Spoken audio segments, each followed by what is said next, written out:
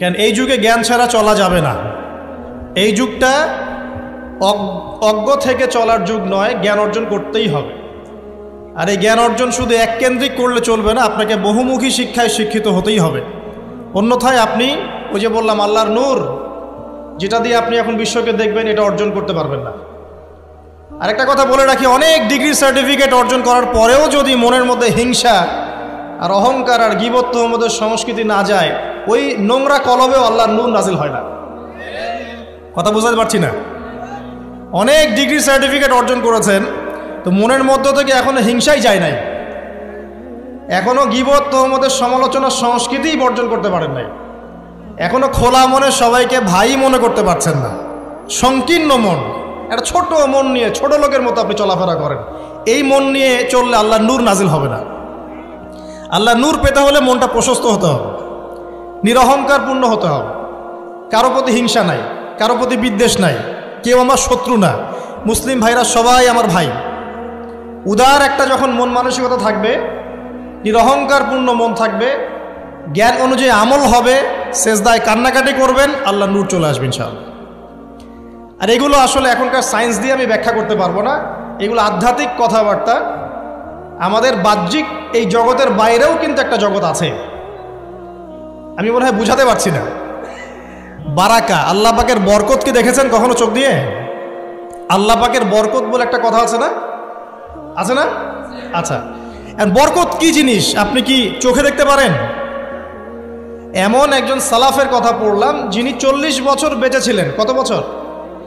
40 বছর। এই 40 বছরে তিনি প্রায় 300টা বই লিখেছেন। কয়টা? 300টা। এখন বলেন, আমরা এখানে যারা বসে আছি অনেকেই 40 পার করে ফেলছি না? আমরা এই 40 বছরে কিছু করতে পেরেছি? এই 40 বছরে একটা মানুষ 300টা বই লিখতে পারে? তাহলে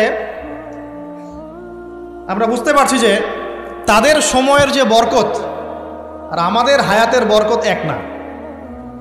বরকত সম্পূর্ণ ভিন্ন জিনিস, যেটা আমরা চাক্ষুষ দেখা জ্ঞান দিয়ে বিশ্লেষণ করতে পারবো না। পারবো না। আরও বোঝাচ্ছি, দেখুন রাসূলুল্লাহ সাল্লাল্লাহু আলাইহি ওয়াসাল্লাম সারাদিনে কত কাজ করতেন। তাহাজ্জুদ পড়তেন, শেষ রাত্রে উঠতেন, রাতের এক অংশ ঘুমাতেন, আরেক অংশ উঠতেন, উঠে তাহাজ্জুদে নামাজ পড়তেন, লম্বা কেরাত, মানে এক রাকাতে প্রায় 4 পারা কোরআন তেলাওয়াত করেছেন। এক রাকাতে 4 পারা। আমরা তো 4টা আয়াত পড়লেই একদম তাড়াতাড়ি রুকু করতে হবে, দাঁড়ায় থাকতে পারতেছি না। তাই নামাজ তো ডিজিটাল, এখন যুগের সাথে সাথে নামাজও কি ডিজিটাল। অনেক মসজিদে নামাজ পড়লে মনে হয় ইমাম সাহেব পেশাব পায়খানা চাপ নিয়ে নামাজ পড়াচ্ছে মনে হয়, তাড়াতাড়ি নামাজ শেষ করতে পারলে বাঁচে।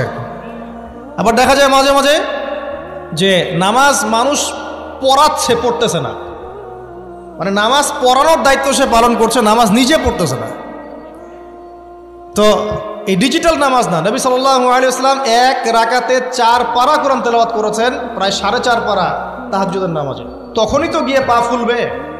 এই যে পা ফুলতো, এমনি এমনি পা ফোলে? কতক্ষণ দাঁড়ায় থাকলে একটা মানুষের পা ফোলে? তো নবী সাল্লাল্লাহু আলাইহি ওয়াসাল্লামের পা ফুলে যেত, পা মোবারক ফুলে যেত।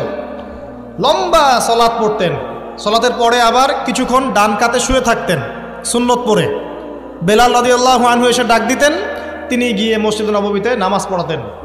ফজরের নামাজও হতো লম্বা, কেরাত হতো লম্বা। নামাজের পরে আবার সাহাবীদের সাথে কথাবার্তা বলতেন, দিনী বিষয়ে মোজাকারা করতেন। তারপরে ইশরাকের নামাজ পড়তেন, চাশতের নামাজ পড়তেন, পরিবারের দেখাশোনা করতেন, দিন প্রচার করতেন, রুজি রুটির ব্যাপার ছিল। এই সারাদিন যে এতগুলো কাজ তিনি করতেন, একদিনে একটা মানুষ এত কাজ করতে পারে? তো নবী সাল্লাল্লাহু আলাইহি ওয়াসাল্লামের জীবনের বরকত আমার জীবনের বরকত কি সমান? তাহলে বলেন, বরকত কি আমি চাক্ষুষ জ্ঞান দিয়ে প্রমাণ করতে পারবো? এরকম অনেক বিষয় আছে ইসলামে যেটা চাক্ষুষ জ্ঞান দিয়ে প্রমাণ করা যায় না। কবরের আযাব দেখেছেন? কেউ কি প্রমাণ করতে পারবে? আপনি কি ফেরেশতাকে দেখেছেন যারা এখন এখানে ঘিরে রেখেছে জায়গাটা? এই জায়গাটা কি ফেরেশতারা ঘিরে রাখে নাই? আল্লাহ রাসূল কি সেই কথা বলেন নাই? কিন্তু আমরা কি প্রমাণ করতে পারবো এখন? আপনি চাক্ষুষ জ্ঞান দিয়ে পারবেন না। কবরের আযাব প্রমাণ করতে পারবেন না। স্বপ্ন মাঝে মাঝে দেখেন, সত্য হয় কি হয় না? মুমিনের স্বপ্ন সত্যি হবে কি হবে না? আখিরুজ জামানে মুমিনের স্বপ্ন বেশি বেশি সত্য হবে। তো সত্য স্বপ্নের কি ব্যাখ্যা দিবেন? কোনো ব্যাখ্যা নাই। আপনি কি জান্নাত জাহান্নাম দেখেছেন? দেখেন নাই। মিজান পুলসিরাত দেখেছেন? রূহ, আপনার শরীরে একটা রূহ আছে, আত্মা, এটা কি দেখেছেন? এখন এই যে বিষয়গুলো দেখা যায় না, আধ্যাত্মিকত্ব, বারাকা, আল্লাহর নূর, কবরের আযাব, পরকাল, ফেরেশতা, জিনজাতি, তো এগুলোকে আমরা তো বাহ্যিক জ্ঞান দিয়ে ব্যাখ্যা করতে পারবো না, পারবো? তাই বলে কি এগুলোর অস্তিত্ব নাই? বলেন, এগুলোর অস্তিত্ব আছে কি নাই? যদি এগুলোর অস্তিত্ব কেউ বিজ্ঞান দিয়ে প্রমাণ করতে চায়, পারবে? যুক্তি দিয়ে প্রমাণ করতে চাইলে পারবে? কোনো দর্শন দিয়ে প্রমাণ করতে চাইলে পারবে? পারবে না। তাহলে এখানে একটা বিষয় হচ্ছে, আল্লাহর পক্ষ থেকে যা নাজিল হয়েছে চোখ বন্ধ করে বিশ্বাস করতে হবে। এখন এই চোখ বন্ধ করে বিশ্বাস করলে পরে মানুষ আপনাকে বলবে ধর্মান্ধ, কি বলবে? এবং ইসলামের এই মৌলিক বিষয়গুলোকে যদি আপনি চোখ বন্ধ করে মেনে চলেন, এখনকার বিশ্বের মানুষ আপনাকে বলবে আপনি মৌলবাদী। এখন আপনি বলেন, ইসলামের মৌলিক বিষয়গুলোকে মেনে না চললে কি কেউ মুসলিম হতে পারবে কি না? পারবে? তাহলে পরিপূর্ণ মুসলিম হতে হলে আমাকে মৌলবাদী হতে হচ্ছে কি না? আমি এটা দিয়ে কি বুঝাচ্ছি? বুঝাচ্ছি আল্লাহ পাকের নাজিল করা প্রতিটা বিষয়কে চোখ বন্ধ করে মানতে হবে। কিছু বিষয় আমার বুঝে আসবে, কিছু বিষয় আমার বুঝে নাও আসতে পারে। এখন যতগুলো বিষয় বললাম, একটাও কি ব্যাখ্যা করতে পারবেন? কিন্তু এগুলো আপনাকে মানতেই হচ্ছে, কারণ আপনি মুসলিম। আল্লাহ বলেছেন, রাসূল বলেছেন, আমি মেনেছি। এখন আমার জ্ঞান কি আল্লাহ এবং তার রাসূলের জ্ঞানের চেয়ে বেশি না কম? এই পুরো মহাবিশ্ব যিনি পরিচালনা করছেন, তার জ্ঞান বেশি না আমার জ্ঞান বেশি? এই পুরো মহাবিশ্বের শত কোটি গ্যালাক্সি আছে, এক একটা গ্যালাক্সিতে হাজার হাজার সৌরজগৎ আছে। এরকম শত সহস্র গ্যালাক্সি নিয়ে একটা আসমান গঠিত হয়। এরকম 7টা মহাদেশ আছে, সাতটা মহাবিশ্ব আছে। এই 7 মহাবিশ্বের উপরে আছে কুরসি, ওয়াসিআ কুরসিয়ুহুস সামাওয়াতি ওয়াল আরদ। তার উপরে আছে মহাসাগর, যার গভীরতা 500 বছরের পথ। তার উপরে আছে আল্লাহ রাব্বুল আলামিনের আরশে আজিম। আর আল্লাহ রাব্বুল আলামিন এই আরশের উপর সমুন্নত। সেই মহান আল্লাহকে আমরা বলি আল্লাহু আকবার। কি বলি? এই যে আল্লাহু আকবারের মর্ম বুঝলেন? এখন এই বিশাল সত্তা আল্লাহু আকবার, আল্লাহ পাক সবচেয়ে বড়, এই সর্বোচ্চ সত্তার জ্ঞান বেশি না আমার জ্ঞান বেশি? তার পক্ষ থেকে যখন কোরআন এবং হাদিস নাজিল হচ্ছে, আমাকে তো চোখ বন্ধ করেই মানতে হবে, নাকি আমি যুক্তি দিব? হ্যাঁ, কিছু বিষয় আমার বুঝে আসবে, কিছু বিষয় আমার বুঝে নাও আসতে পারে। কিছু বিষয় আমি সায়েন্স দিয়ে প্রমাণ করতে পারবো, কিছু নাও পারতে পারি। কিছু আমি দর্শন দিয়ে প্রমাণ করতে পারবো, কিছু নাও পারতে পারি। যেগুলো পারছি না সেগুলো আমার বা আমাদের জ্ঞানের সীমাবদ্ধতা। কথা কি বুঝতে পারছেন? এটা আল্লাহ পাকের জ্ঞানের বা আল্লাহ পাকের ওহির কোনো ত্রুটি নয়। আল্লাহর ওহির কোনো ত্রুটি আছে? এটা আমার জ্ঞানের সীমাবদ্ধতা। আসেন সামনে যাই। যে কথাটা বলতে গিয়ে এদিকে আসলাম, দেখুন এমন অনেক বিষয় আছে যেগুলো আমরা খালি চোখে ব্যাখ্যা করতে পারবো না। আমরা যে যুগটাকে আইয়ামে জাহিলিয়াত বলছি, ওই যুগটাতে যে সমস্যাগুলো ছিল, যে পাপগুলো ছিল, সেগুলো এখনকার বিশ্বে আরও অনেক উঁচু লেভেলে বিরাজ করছে। যেমন এই যে আপনারা বললেন, একটা পাপ ছিল শিরক। সরাসরি মূর্তি পূজা বলছি না, আমরা বলছি কি শিরকের পাপ ছিল। ওই আইয়ামে জাহিলিয়াতের মানুষগুলো শিরকের পাপে নিমজ্জিত ছিল। তারা শুধু মূর্তির পূজাই করতো এমনটা নয়, তারা কবরেরও পূজা করত, তারা মৃত মানুষেরও পূজা করত, তারা কেউ কেউ নাস্তিকতায়ও বিশ্বাসী ছিল। সূরা মুমিনুন পড়লে দেখবেন তাদের মধ্যে একটা আকীদা ছিল, ইন হিয়া ইল্লা হায়াতুনা দুনিয়া নামুতু ওয়া নাহইয়া। কাফেররা বলতো যে আমরা এই পৃথিবীতে জন্মেছি, এখানেই আমরা জন্মাবো, এখানেই মারা যাব, ওয়া মা নাহনু বিমাবউসিন, আমাদেরকে পুনরুত্থিত করা হবে না। এই পরকালের কনসেপ্টে তারা বিশ্বাস করতো না। তো এরকমও লোক ছিল। শুধু যে লাত, ওজ্জা, হবল, মানাত এগুলোর পূজা করতো তাই নয় বিষয়টা। এখানে কবর পূজাও ছিল, এখানে আপনার মৃত মানুষের পূজাও ছিল, এখানে গাছপালা, চন্দ্র, সূর্য, নক্ষত্রের পূজাও ছিল, আবার নাস্তিকতাও ছিল। এক কথায় আইয়ামে জাহিলিয়াতের সবচেয়ে বড় পাপ ছিল শিরক। এখন একটু এই 1400 বছর পরে চলে এসে দেখেন এখনকার সমাজের দিকে তাকান, এখনকার মুসলিম রাষ্ট্রগুলোর দিকে তাকান, আর পুরো বিশ্বের দিকে তাকান। সবচেয়ে বড় সমস্যাটা কি বলেন? সবচেয়ে বড় সমস্যা কি শিরক নয়? আচ্ছা, মুসলিমরা কি এখন অনেকেই কবর পূজা করে না? মুসলিমদের মধ্যে অনেকেই দেখবেন যে মৃত মানুষের কাছে চাচ্ছে না। মৃত মানুষের কাছে সন্তান প্রার্থনা করে না?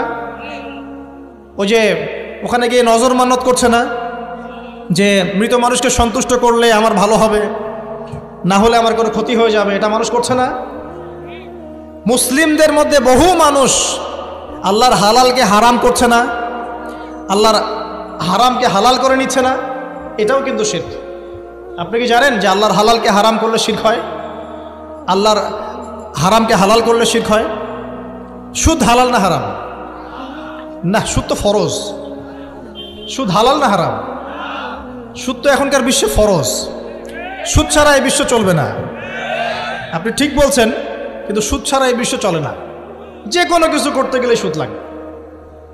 তো এখন যে সবাই এটাকে হালাল করে নিচ্ছে, এটা কি হচ্ছে? আল্লাহর হারামকে মানুষ হালাল করছে না? আচ্ছা বলেন, মদ হারাম না হালাল? বলেন। মদ তো ওয়াজিব নাকি? যুব সমাজে তো মদ না খেলে চলেই না। মদ খায় না এমন যুব সমাজের সংখ্যা বেশি না খায় তার সংখ্যা বেশি?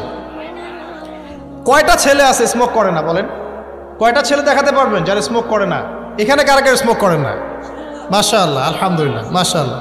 হাত নামান, হাত নামান, হাত নামান। আল্লাহ পাক আপনাদের রক্তে এবং মাংসে বরকত দান করুন, দোয়া করি। যদি আপনি কোনো কমিউনিটির মধ্যে দেখাতে পারেন যে তারা মাদক থেকে দূরে আছে, তারা শুধুমাত্র ইসলামিক কমিউনিটি, অন্য কোনো কমিউনিটি না। যদি আপনি মাদক মুক্ত কোনো ক্যাম্পাস দেখাতে পারেন, সেটা হবে মাদ্রাসা। যদি পর্ন মুক্ত ক্যাম্পাস দেখাতে পারেন, দেখাতে হবে মাদ্রাসাকে। এখানে বিষয়টা হচ্ছে, যারা ইসলাম প্র্যাকটিস করে, কোরআন এবং সুন্নাহর বুঝ যাদের মধ্যে আছে, যাদের মধ্যে আল্লাহর ভয় আছে, এরা কখনো সুদ খাবে? এরা কি মদ খাইতে পারবে? পারবে না। ইনশাআল্লাহ আপনারা কি জিনা করতে পারবেন? আল্লাহ পাক আপনাদেরকে ঈমান আমলের উপর অটুট রাখুন, আমিন। যে কথাটা বলছি, কেউ যদি আল্লাহর হালালকে হারাম করে নেয় আর কেউ যদি আল্লাহর হারামকে হালাল করে ফেলে, এটাকে কিন্তু শিরক বলা হয়। এই বিশ্বে কি এই সমস্যা নাই? সামনে আগান। এই বিশ্বের শিক্ষা ক্ষেত্রগুলো দেখবেন, এই শিক্ষা ক্ষেত্রগুলোর মধ্যে নাস্তিকতার শিক্ষা বাড়ছে না কমছে? বাড়ছে। এই বিশ্বের অর্থনীতি দেখবেন, অর্থনীতির মধ্যে শিরক বাড়ছে না কমছে? এখানে আপনাকে সুদ নিতে হচ্ছে, এখানে আপনাকে আল্লাহর নাজিলকৃত ইকোনমি বাদ দিয়ে পশ্চিমাদের নাজিলকৃত ইকোনমি বহন করতে হচ্ছে। এটাও এক প্রকার কুফরি। আরও সমস্যা আছে। এই বিশ্বের ওয়ার্ল্ড অ্যাফেয়ার্সের দিকে তাকাবেন, দেখবেন বিশ্বের কয়টা জায়গা আপনি আমাকে দেখাতে পারবেন যেখানে মুসলিমদের মধ্যেও আল্লাহ রাব্বুল আলামিনের নাজিলকৃত বিধান দিয়ে বিচার ফয়সালা হচ্ছে? কয়টা দেখাতে পারবেন? তো যেখানে আছে খুব স্বল্প পরিসরে। পুরো বিশ্বের অবস্থা আজকে এমন। পর্নোগ্রাফি হালাল না হারাম?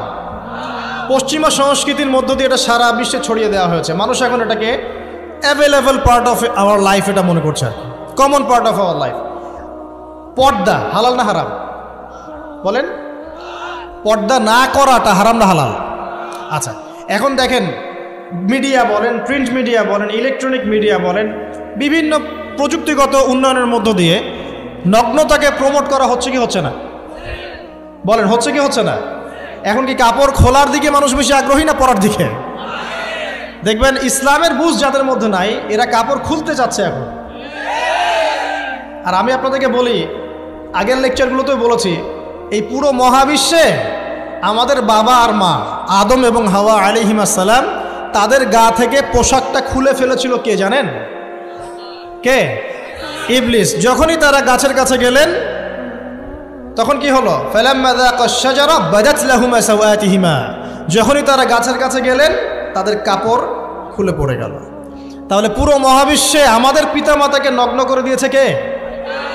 ইবলিস, শয়তান। তাহলে এখন পৃথিবীতে যারা মুসলিমদেরকে বা অমুসলিমদেরকে, পুরো মানবতাকে যারা নগ্ন করতে চাচ্ছে, এরা কার এজেন্ট? এরা কার এজেন্টটা বাস্তবায়ন করছে? এটা কি বুঝতে বাকি থাকে? আমি কথাগুলো বানিয়ে বলি নাই। সূরা আরাফ পড়েন, দেখবেন সব লেখা আছে। আসেন, এক কথায় বলতে চাচ্ছি, ওই সময়কার যে শিরকটা শুধুমাত্র মক্কায় সীমাবদ্ধ ছিল, এখনকার শিরকটা গ্লোবালাইজেশন হয়েছে আর কি। পুরো দেশে দেশে দেশে শিরক ছড়িয়ে পড়েছে। আসেন, ওই সময় আরেকটা বড় পাপ ছিল, যেটা এই যে এক ভাই বলল, সেটা হলো রিবা। রিবা, রিবা মানে কি? সুদ। রিবা মানে সুদ, জানেন তো? আর সুদ তো ফরজ নাকি ভাই? আচ্ছা, এমন কোনো গ্রাম নাই বাংলাদেশে যেখানে সুদ নাই, আর বিশ্বের এমন কোনো দেশ নাই যেখানে সুদ নাই। আর এই যুগের কথাই নবী সাল্লাল্লাহু আলাইহি ওয়াসাল্লাম হয়তোবা বলেছিলেন, আল্লাহু আ'লাম, আল্লাহ ভালো জানেন, যে এমন একটা যুগ আসবে যে যুগে ম্যাক্সিমামই সুদখোর হবে। যে ব্যক্তি সুদের ছিটাফোঁটা মানে সুদের পাপ থেকে বেঁচে থাকতে চাইবে, ওর গায়েও গিয়ে সুদের ছিটাফোঁটা গিয়ে লাগবে। এটা সেই যুগ না? আপনি বুঝতে পারছেন না হয়তো, এটা সেই যুগ। আপনি মনে করছেন দাড়ি টুপি পাগড়ি জুব্বা মাশাআল্লাহ সব লাগাই দিছি, হ্যাঁ, বাইরে একটা সাইনবোর্ড আছে, আমি মৌলবী আল্লামা, আমি একজন দায়ী বক্তা, কিন্তু সুদের যে ওই ছিটাফোঁটা এটা আপনার কাছে আমার কাছেও আছে, হয়তো আপনি বুঝতে পারছেন না। কখন বুঝবেন? যখন ইসলামিক অর্থনীতির বইগুলো পড়তে পারবেন। আর শুধু ইসলামিক অর্থনীতির বই যথেষ্ট না, এর পাশাপাশি আমাদের দরকার এই প্রচলিত যে IMF ইন্টারন্যাশনাল মনিটারি সিস্টেম এর নীতিগুলো জানা। তখন কি আপনি বুঝবেন ওয়ার্ল্ড ব্যাংক কী জিনিস, IMF কী জিনিস, ঠিক আছে? তখন বুঝবেন যে পেট্রো ডলার কী জিনিস, তখন বুঝবেন যে হার্ড কারেন্সি সফট কারেন্সি কী জিনিস, এখন বুঝবেন না। আর যেহেতু বুঝবেন না, অতএব আমি এগুলো বলেও লাভ নাই। যেহেতু আপনি বুঝবেন না, আমি যদি এখন এসব নিয়ে কথা বলি, আপনার কাছে মনে হবে এসব কী উল্টাপাল্টা কথা কইতেছে, ঠিক আছে? তো যাই হোক, আগে আল্লাহর ওয়াস্তে ইসলামিক ইকোনমিক্স পড়েন এবং ইন্টারন্যাশনাল মনিটারি সিস্টেম সম্পর্কে পড়েন।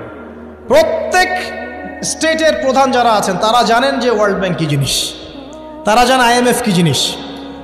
ঋণের এমনি কোনো কান্ট্রিকে তারা ঋণ দিবে না, একটা বিশাল বড় সুদের জালে ওদেরকে ফেলবে, তারপর জনগণের রক্ত চুষে সুদ শোধ করতে হবে।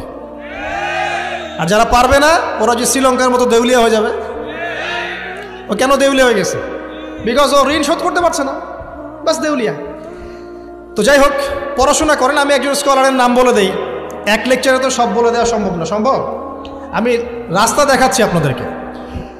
আপনারা আল্লামা তকি উসমানীর বইগুলো পড়েন, নাম শুনেছেন? আচ্ছা, নাকি এখন বলবেন যে উনি তো হানাফি মাযহাবের, আমি তো আহলে হাদিস পড়বো না, এটা বলবেন নাকি? আল্লামা তকি উসমানী এই বিশ্বের সবচেয়ে বড় আলেমদের একজন। আল্লামা তকি উসমানী এই বিশ্বের সবচেয়ে রিনাউন্ড আলেমদের একজন। তার ইসলামিক অর্থনীতির যে পুরো সিরিজ আছে, আল্লাহর ওয়াস্তে বাসায় কিনে একবার পড়ে দেখেন অর্থনীতি কী জিনিস, আপনি কিসের উপর দাঁড়িয়ে আছে। পড়া যাবে না ইনশাল্লাহ? আপনি তাকে ভালো যদি নাও বাসেন, তাও পড়ে দেখেন। মনে করেন আপনি একটা কমিউনিটির মধ্যে আছেন, বা একটা সংগঠনে আছেন, বা একটা ঘরানার মধ্যে আছেন, তাহলে কি অন্য ঘরানার বইপত্র পড়া যাবে না? হারাম হয়ে গেছে নাকি? এই যে সংকীর্ণ মানসিকতা থাকলে ভাই হেদায়েত পাওয়া যাবে না। আর আপনি যে মনে করছেন আমি একদম হকের উপর আছি, আপনি সঠিক পথে আছেন ঠিকই, তবে এটা সঠিক ভুল পথ। কথা বুঝতে পারছেন না? আপনি মনে করছেন যে আমি একদম চূড়ান্ত সঠিক বিষয়ের উপর আছি। হ্যাঁ, আপনি সঠিক বিষয়ের উপর আছেন ঠিকই, বাট আপনি সহি একটা ভুল পথে আছেন।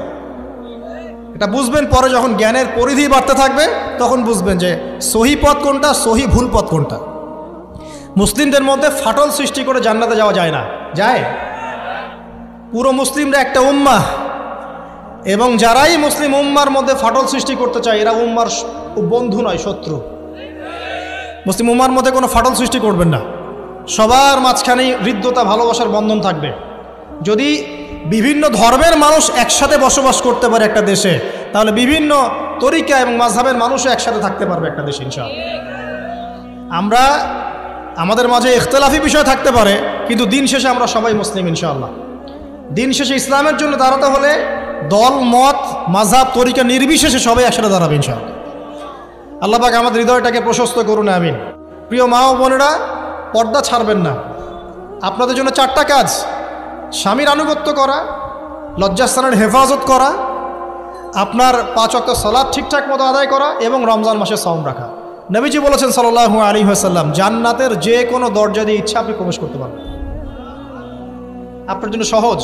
আর স্বামীর আনুগত্য বলতে আমি বুঝাইনি স্বামীর দাসত্ব করতে হবে, এটা বলিনি। এখনকার কিছু ফ্যামিলিস্ট মেয়ে আছে, ওরা আনুগত্য শব্দ মনে হয় যে দাসত্ব মনে হয়। আনুগত্য দাসত্ব এক জিনিস না। আনুগত্য কি? স্বামী কোরআন সুন্নাহর অনুকূলে কোনো কথা বলেছে, আপনি মানবেন। স্বামী বলছে পর্দা করো, তোমাকে ভালোবেসে বলছি তুমি পর্দা করো, তুমি আমার অনেক প্রিয় একজন মানুষ, তুমি বেপর্দায় বাইরে যাবা, লোকজন দেখবে, কেমন হয়?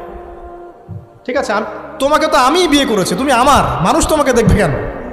ঠিক আছে। তো এখন স্বামী ভালো কথা বলেছে, আপনি শুনলেন, এটা আনুগত্য। আর ওই স্বামী যদি বলে আসো তো আমার কলিগরা এসেছে, ওকে খাবার সার্ভ করতে হবে, আসো খাবারটা পরিবেশন করো, এখন আপনি বেপর্দা হয়ে আপনার স্বামীর কলিগের সামনে খাবার পরিবেশন করতে শুরু করলেন, এটা কি আনুগত্য করতে হবে? এটা তখন আপনি আনুগত্য করবেন না।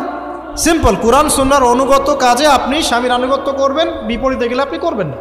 স্বামীর আনুগত্য মানে স্বামীর দাসত্ব নয়। আর এই হাদিসটা আপনি কেন ভুলে যান যে আল্লাহ রাসূল সাল্লাল্লাহু আলাইহি ওয়াসাল্লাম বলেছেন আল্লাহ ছাড়া যদি কাউকে সেজদা করা যেত, সম্মান বুঝাচ্ছেন, আল্লাহ ছাড়া যদি কাউকে সেজদা করা জায়েজ হতো, আমি মেয়েদেরকে বলতাম যেন স্বামীকে সেজদা করে। কেন? কারণ আপনাকে রেসপন্সিবিলিটি, আপনার খাবার, আপনার ফুড, আপনার শেল্টার, আপনার মানে পুরো দায় দায়িত্ব নিজের হাড় ভাঙা পরিশ্রম দিয়ে, জীবনের ঝুঁকি নিয়ে স্বামী আপনার জন্য করে। সে আপনার সম্মান পাওয়ার যোগ্য তো? সে কি আপনার সম্মান পাওয়ার যোগ্য নয়? আপনি যদি সম্মানের হক আদায় না করতে পারেন তাহলে আপনি অকৃতজ্ঞ। আর অকৃতজ্ঞ মেয়ে কখনো জান্নাতে যাবে? একটা হাদিসে আছে বেশিরভাগ মেয়ে জাহান্নামের যাওয়ার অন্যতম কারণ হচ্ছে তারা স্বামীর সাথে কুফুরি করে। কি করে? মানে সারা জীবন স্বামী ভালোবেসে যায়, ভরণ পোষণ দিয়ে যায়, সব চাহিদা পূরণ করে যায়, একদিন দেখবেন কথা কাটাকাটি হয়েছে, ওই দিন বলে বসবে যে তোমার কাছে আমি কিচ্ছু পাই নাই সারাদিন। এই যে কুফুরি, এই কারণে তারা জাহান্নামে যেতে পারে বেশি। আল্লাহ হেফাজত করুন। আমি আরেকটা কারণ হচ্ছে যে বেপর্দা। আপনাকে 4টা মূলনীতি ফলো করতে হবে। 1, এমন কোনো পোশাক পরবেন না যে পোশাকটা আটো সাটো, যেটা পরলে আপনার গায়ের কাঠামো বোঝা যায়। এটা বোরখা হলেও পরা যাবে না। আমি কি বুঝাতে পারছি? ডিজিটাল বোরখা দেখেন নাই? দেখছেন? মাশাআল্লাহ। আর কারা কারা দেখছেন? এদিকে চোখ বেশি যায় না? আচ্ছা, এমনি দেখা যায়, চোখ দিতে হয় না, এমনি দেখা যায়। ডিজিটাল বোরখা চলবে না, ডিজিটাল বোরখা চলবে না। আমার মত, এটা আমি মত দিচ্ছি, আমি আল্লাহর রাস্তায় সময় দিয়েছি অনেক দিন, এবং এখানে যে পর্দাটা শেখানো হয় এরকম পর্দা আমি অন্য কোথাও দেখিনি। এত চমৎকার পর্দা শেখানো হয়। কারা কারা সময় লাগিয়েছেন? 3 দিন 7 দিন সময় দিয়েছেন কারা কারা? বেশিরভাগই দেন নাই। সমস্যা নাই, দিতে হবে। আমি বাধ্যতামূলক বলিনি আপনাকে, বলেছি এখানে পর্দা শেখানো হয়, চমৎকার পর্দা শেখানো হয়, যে এখানে চোখটা পর্যন্ত তাদের ঢেকে রাখার তালিম দেওয়া হয়। যাই হোক, যেখানেই শেখেন অ্যাটলিস্ট পর্দাটা শিখলেই হলো। এমন পোশাক হবে না যেই পোশাকটা আটো সাটো, যেটা পরে আপনার গায়ের কাঠামো বোঝা যায়। 2 নম্বরে এমন পোশাক পরা যাবে না যেই পোশাকটা পরলে বাহির থেকে ভিতরের অঙ্গ দেখা যায়। দেখেছেন? দেখেন নাই? দেখছেন হুজুর? আচ্ছা, আপনারা তো সব দেখেন দেখি। তারপরে 3 নাম্বার, এমন পোশাক পরা যাবে না যেটা অমুসলিমদের সাথে সাদৃশ্য আছে। কথা বুঝতে পারছেন? অমুসলিমদের ধর্মীয় বিষয়ের সাথে সাদৃশ্য আছে এমন পোশাক মুসলিম মেয়েদের পরা যাবে না। এর মানে এই নয় যে অন্য ধর্মকে আপনি আক্রমণ করবেন, এটাও নয়। যে যার ধর্ম তাদের স্বাধীনতা মতো পালন করবে। মুসলিমরা বাধা দিবে? দিবে না। মুসলিমরা দাওয়াত দিতে পারে। কি করতে পারে? দাওয়াত দিতে পারে যে ভাই, যে লা ইলাহা ইল্লাল্লাহর কনসেপ্ট আপনাকে বুঝাচ্ছি, আল্লাহ ছাড়া কোনো মাবুদ নাই, মুহাম্মদ সাল্লাল্লাহু আলাইহি ওয়াসাল্লাম সর্বশেষ রাসূল, এই কোরআন পড়ুন, হাদিস পড়ুন, দেখুন এটাই হচ্ছে মানবতার মুক্তির সনদ। এরপর যদি সে ইসলাম কবুল করে আলহামদুলিল্লাহ, যদি না করে এর হিসাব কে দিবে? সে নিজে দিবে। এর হিসাব কি আমাকে দেওয়া লাগবে? দেওয়া লাগবে না। তো অমুসলিমদের সাথে সাদৃশ্য আছে এমন পোশাক চলবে না। আর 4 হচ্ছে, পুরুষরা মেয়েদের পোশাক পরতে পারবে না, মেয়েরা পুরুষদের পোশাক পরতে পারবে না। জি, আপনাদেরকেই বলছি, আপনারা জিন্স পরতে পারবেন না, মেয়েদেরকে বলছি, এবং টি শার্ট পরতে পারবেন না। আপনারা ওই যে যা ইচ্ছা তাই ড্রেস পরে বলবেন যে 1000 বছরের সভ্যতা সংস্কৃতি, এসব বাজে কথা চলবে না। কেন? এটা 1000 বছরে কোনোদিনও আমাদের দাদা নানিরা এগুলা কখনো পরে নাই। পরছে? আপনার দাদি কখনো এরকম পরছিল শাড়ি? তো যে বললো 1000 বছর থেকে পরে আসতেছে নাকি? সুবহানাল্লাহ। তো এখানে বিষয়টা হচ্ছে পুরুষ মেয়ের পোশাক পরতে পারবে না, মেয়ে পুরুষের পোশাক পরতে পারবে না। আমি খুব সংক্ষিপ্ত করে আপনাকে কোরআন সুন্নাহ থেকে 4টা মূলনীতি বলে দিলাম। এই 4টা মূলনীতি কোরআনেও আছে, হাদিসেও আছে।